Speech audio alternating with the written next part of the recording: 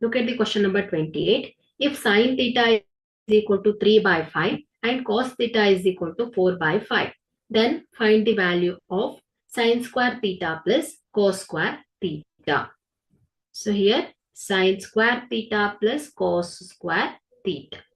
So ಇಲ್ಲಿ sin theta ಏನಿದೆ 3 by 5 whole square plus cos square theta. So cos theta is 4 by 5 whole square.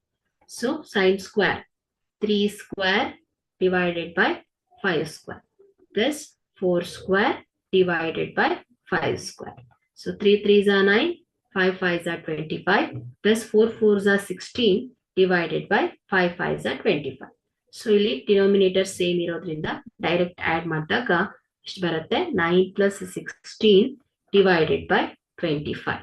So 25 divided by 25. So this is equal to 1. Okay.